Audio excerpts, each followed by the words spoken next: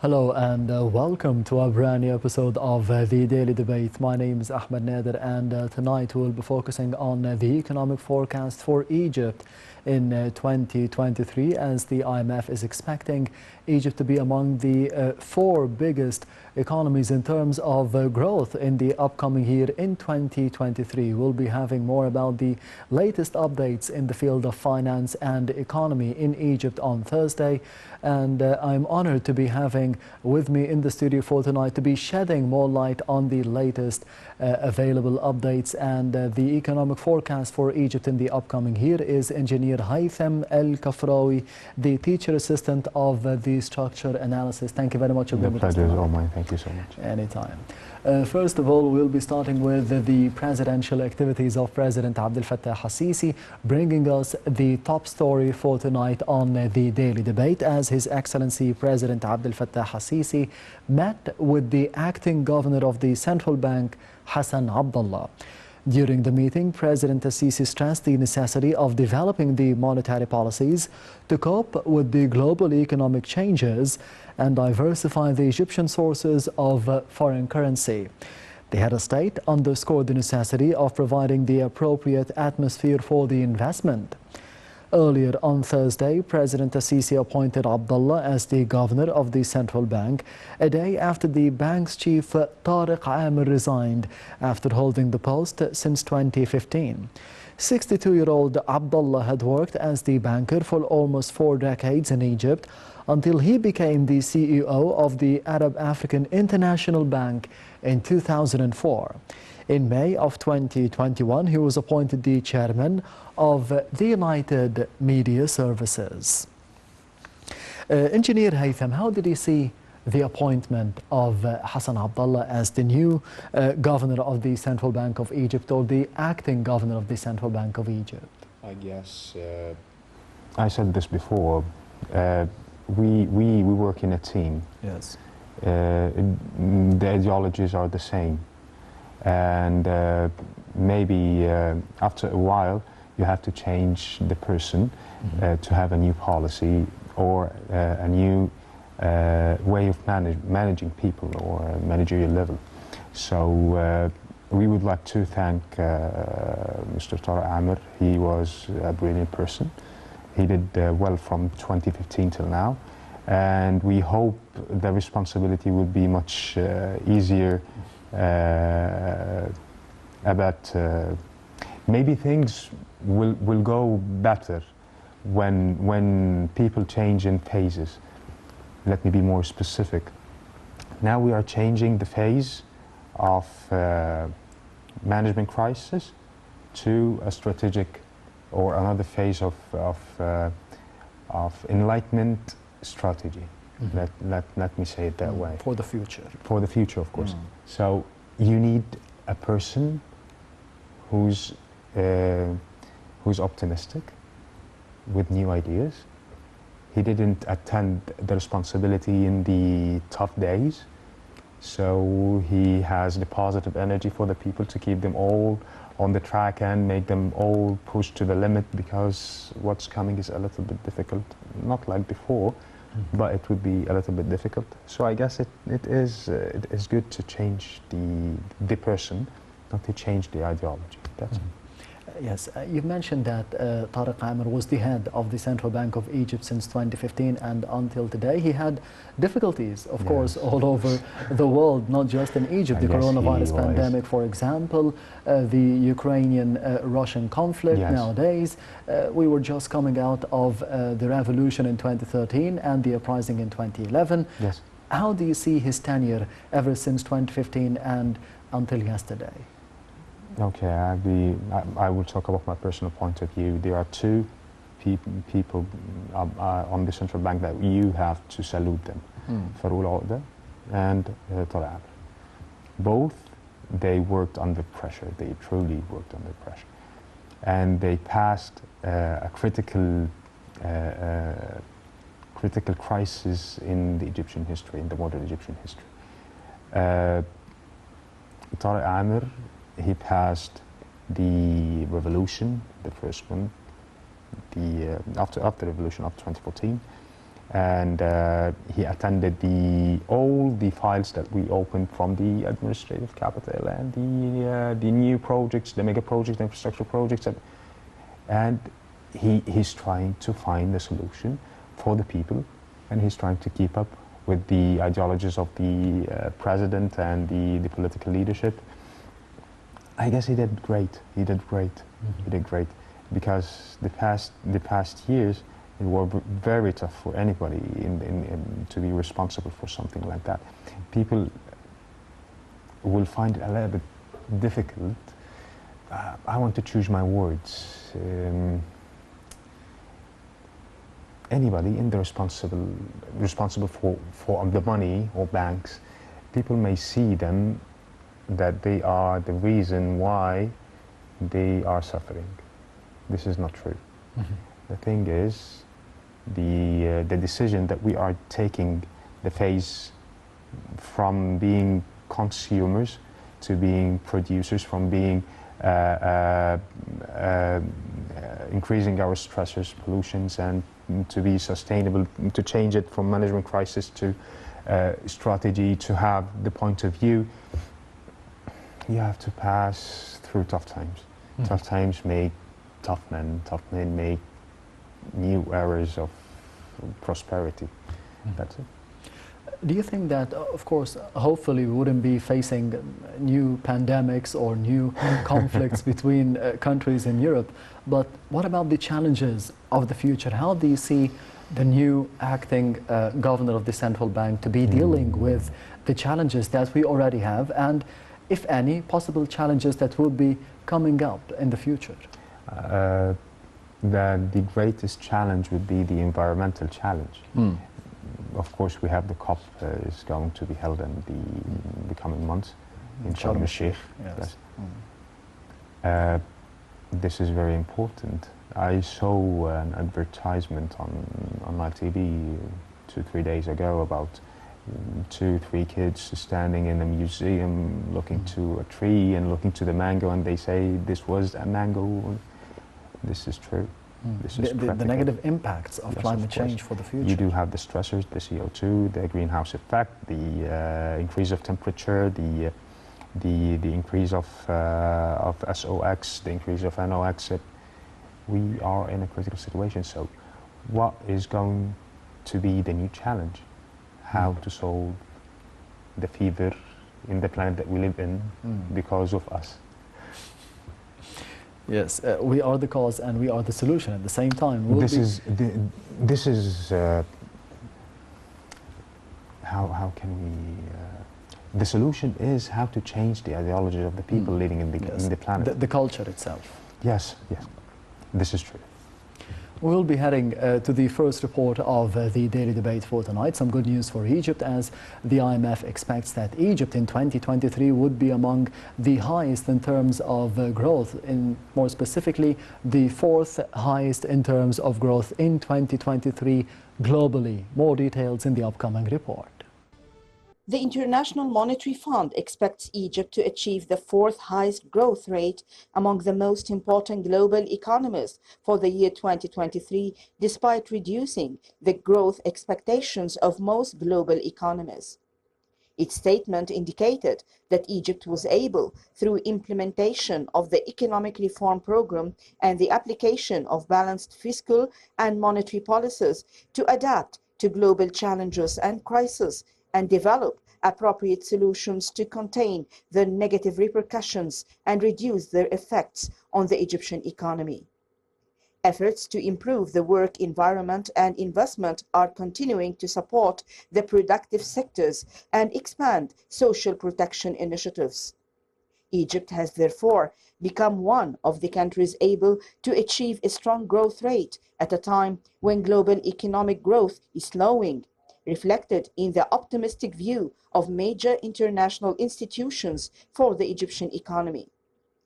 The statement noted that the IMF maintained its expectations for the growth of the Egyptian economy for the year 2021-2022, thus exceeding global growth averages with a growth rate of 5.9% in July 2022 expectations, which is the same as the fund's expectations for the growth rate of the Egyptian economy during the month of April of the same year. The report mentioned the IMF's expectations for growth rates in 2023, anticipating Egypt would grow at a rate of 4.8% in 2022-2023. Welcome back. You're still watching the Daily Debate. Engineer Haytham Al-Kafrawy, as we did see in the past report, the forecast for Egypt in terms of the economy is good by the IMF in 2023, and more specifically for the growth rates, as we will be expected to be among the 4 biggest economies in terms of growth rates in 2023. What does this say about what happened under the tenure of President Abdel Fattah al-Sisi in terms of the economy and finance? Good or bad, it is not the way that you should assess the economy. It's all about numbers. We're not in the assessment of one person in 10 years. With all due respect, we are in the assessment of a whole country, and this is what President Abdel Fattah al-Sisi said. He said that we are a team, and he's trying to change the mindset of the people, and he's trying to reach the success by how the people are going to support and accept and work and put working hours, human resources, sustain tough days to increase and pass by through this phase. The 10 years were so crazy. You're speaking about revolution, you're speaking about pandemic, you're speaking about wars, and as we all know, we were in the worst situation any country can be in. So when we reach the 25% increase in the GDP, you are trying to increase the infrastructure in the country. The construction sector is in a flourish maybe after 35 years, maybe after the war. Nobody worked in Egypt in this in the construction phase. New capital, LRT, transportation projects, infrastructure projects. The thing is, when I speak to the people, engineers and my colleagues and things like that, they say, why do we have all of this? Why did we spend all the money on that? The thing is, my perspective is, and I'm going to speak about myself also too, is if you have a supermarket in the desert, you will lose. No money is coming back. You will spend money in the desert, same as the factory. You have a factory, the most expensive factory in the whole world, in a desert, without infrastructure, without electricity, without sustainability, without environmental access, nothing. So how are you going to spend money? Nobody's going to invest money in Egypt without these projects. You're speaking about the Suez Canal economical area. It's not about the new Suez Canal. The access itself. It's not about the access now. I'm The sorry, economic the access. Thing is, you are increasing the rate, let me be more simple, the money, the value of the land beside the Suez Canal, and you're changing it to East Port Said, and you're changing East Port Said to an industrial area, a free zone. This is a whole new level. We didn't see that before. And with all due respect, before we did have a free zone in Port Said, and we didn't make a good use of it. So now we are changing. We are having investors. They are going to spend money, and they are going to take a place with the human resources, all from Egypt, because this is the contract. And you will have laborers from Egypt. You will have management from Egypt. You will have money from Egypt. So to all the people that they think that nothing had happened, let me ask a question. When the pandemic starts, did you go to the supermarket? Did you find food to eat? Yes. There was chaos? No. No. Unlike other countries, Unlike Europe. developed countries. That are unlike Europe. The thing is, I'm not saying this because anything has pros and cons, advantages and disadvantages. The thing is, you have to choose. The political leadership, they chose. I have a different perspective. He has a different perspective. All the people has different perspectives. The thing is, what is your target? And this is the difference between a management crisis and strategies. You do have an aim that you would like to reach in 10 years and target. You do have a mission that you are going to plan, and based on scientific basis and numbers, you are going to take a decision, and you're going to decrease the uncertainty as much as possible. And then you do have the way that you would like to achieve this. It's not going to be theoretical, it has to be practical. So when you do have all these factors, and you do have the people that are going to support you because they are convinced that you are going to make a change, I guess you have to succeed. And this is the difference between us 30 years before and now. We worked on the mindset of the people. We worked on the ideologies of the people. Is there a change in culture, as you mentioned, the mindset of the people, as we did see in the past break, President Assisi saying that the people supported President Assisi as well in the economic reform program, and he appreciates this support. So is there a change in the mindset of the Egyptians? Yes, there is a change, but we do have to work more on this change. I would like to say it as a mindset of the people, not the culture, because we do have a lot of things in our culture that we'd like to change. Let's be more honest. Until now, we should preserve what we are doing. We do have a project that is with billions of dollars, maybe not even pounds. And the people, they should have the culture of how to preserve this and how to make use of it. Most of us has this culture, but the thing is, he has to feel that this is his property. It is yours. It is yours, your place, your home, your staying. Maybe we need to increase this. I guess the past 10 years was the years of the Egyptian flourishment for all people. Everybody's patriotic, everybody loves the country, everybody would like to do anything for it.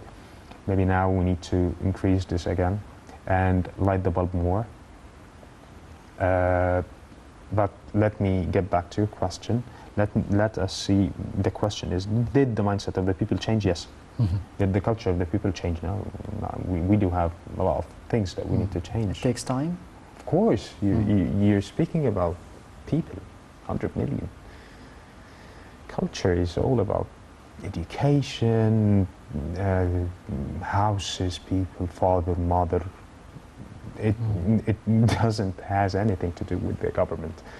Of course it has some factors, but I guess it's more about how you decide to live your life and how I'm going to transfer my way and my perspective to my children and my grandchildren. The next generations. Of course. This is how I'm going to invade the adversities in the future.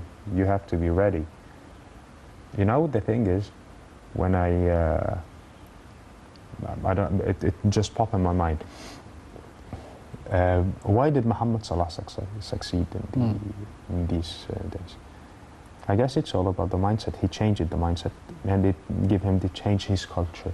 One day I heard him say in an interview that all the goals he got in the Premier League, he just got it in his mind before getting it in the to field. visualize what would happen. He's keeping his mind calm, and he's visualizing, yes, the goal, I'm going to do 1, 2, 3, 4, 5, 6, and this is planning, this is problem solving, I'm predicting what is going to happen. The thing is, we need to do this in our daily life. You're going to change your culture, you would like to be successful, you have to think in the problems and how to solve it, the root cause. Do you sense that we have this by the political leadership nowadays, that we have a vision Definitely, for the future? Political leadership, definitely, we do have this, because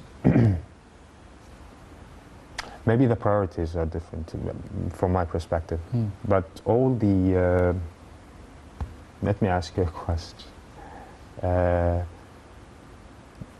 15 years ago, if anybody asked you, when you're going to be the president, what is the first thing that you're going to do? I guess everything happened is all the answers that we said.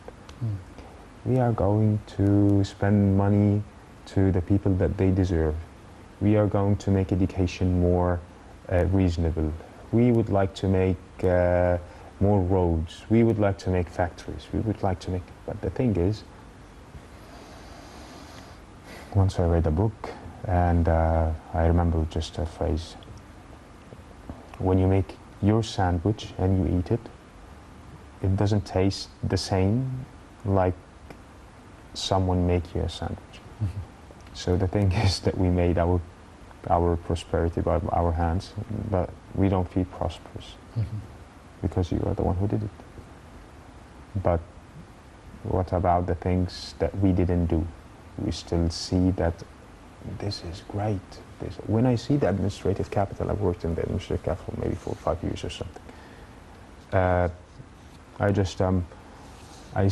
just see the place and just think, are my grandchildren going to stay in this street and see and just say, my grandfather was working here, and this is a masterpiece and this is an art, because we go here in the downtown and we just see building and we say, oh, this is a masterpiece, see how the definitions and how the and it is the same there, maybe more modern, and the designs are that flourished and prosperous.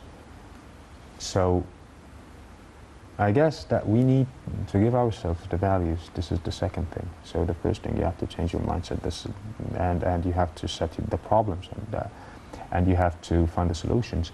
By the way, this is very economical. Yes. It's not about, because we are all humans, you have to change the way you think. And this is why I'm telling you, it's not about Farouk, it's not about Hassan Taher, it's not about anybody. It's not about the person.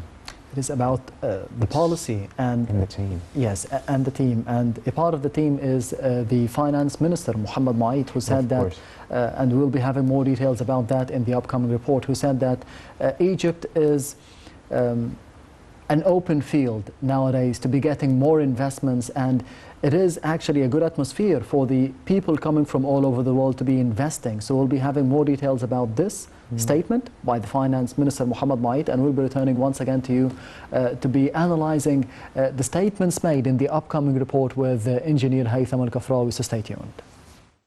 Minister of Finance Mohammed Maid confirmed that the government is keen to create an attractive and supportive business environment for local and foreign investors, which is reflected in laying the foundations for comprehensive and sustainable development. He also stressed the state's continued efforts towards maximizing the contributions of the private sector to economic activity, as it is the locomotive of development in Egypt, which can provide more job indicators of financial and economic performance in a way that helps meet the development needs of citizens, improve their standard of living, and upgrade the services provided to them. Maid affirmed the Egyptian government's keenness to strengthen cooperation with world countries in various sectors, especially in the localization of the electric car industry, along with coordination in information and communication technology, renewable energy, tourism, infrastructure projects, and mining. Egypt has managed to continue its development path and complete national projects despite the global economic challenges brought about by the coronavirus pandemic and the Russian-Ukrainian conflict. Moreover, Egypt continued to improve its business environment in a way that provides an attractive climate for investment and encourages investors. Welcome back. You're still watching the Daily Debate. Engineer Haytham Kafrawy, as we did see in the past report, the importance of Egypt being now a hub for investments from all over the world. How do you see the importance of what happened under the tenure of President Sisi in terms of the economic reform program and all the infrastructure built in the past years, that nowadays we are focusing and we are interested in having more investments, and we are able actually to be having more investments from all over the world? Two things. The first thing is, if you're not going to be rich now, we have a problem. You have to think, you have a lot of things that you can invest in. Of course, the first thing is the environmental sector. You have to think green. You're going to invest money. You're going to invest yourself, your mind, your designs. I'm speaking about even if you are an engineer or anything else. Yes. Because the environmental sector is a field that you would like to play. You just be a player. It's open, and the political leadership is with you 100%. Is defending you 100%. Just you start the project and you can use anything. The banks are with you, the ministers are with you, the leader, I guess the president himself, when he knows it, will be with you.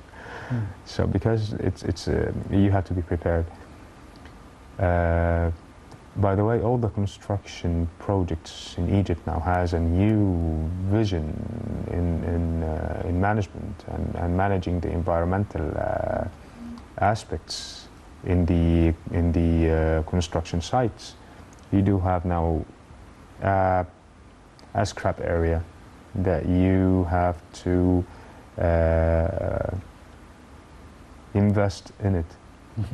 Even the scrap, you are trying as much as possible to reduce it. We have better standards now. Of course. In every construction site, I'm speaking in all the construction companies in Egypt now. This is a rule. If you are going to use the scrap or throw the scrap in the trash, I guess you're not going to be able to work again. And this is, by the way, environmental. The minds are changing. So even the construction companies are now, they figured out that this is what's coming. So this is the first thing. The second thing is the power. How to use clean power and how to invest in the power industry. Windmills, I'm speaking, renewable power, steam power, anything related to electricity and power. I guess everyone is with you, even the people are with you. The next 5 years, to be specific, you're talking about I guess 8 years, I'm sorry, 2030. You are going to work hard to reach the aim. The aim is green place that you live in, reduce the pollution as much as possible, increase the revenue, the money, the income by investing. You do have a green places when I get a fertilized area for the investors to come, and this is what happened, by the way, in the past year. I guess you do have the UAE are now investing a lot of money in Egypt, same as a lot of Arabian countries. We do have a lot of protocols with especially the Arabian countries. Yes. Saudi Arabia, the same thing is. But the thing I would like to be more specific is that if you're not going to change your mind, if you're not going to think deeply in your decisions, if you're not going to be a businessman now, if you're depending on the government to eat, drink, this is not the time. I'm telling you, you're going to be rich. If you're not going to be rich now, you have a problem. So it is an opportunity for the people living within Egypt and for the investors coming from outside of Egypt. From all the world. Yes, unfortunately, we have run out of time. Engineer Haytham Al-Kafrawy, the teacher assistant of structure analysis. Thank you very much for being with us tonight. It's always a pleasure. Thank Anytime, you so much. the pleasure is all mine. And this brings us to the end of the daily debate for tonight. Thank you for watching and goodbye.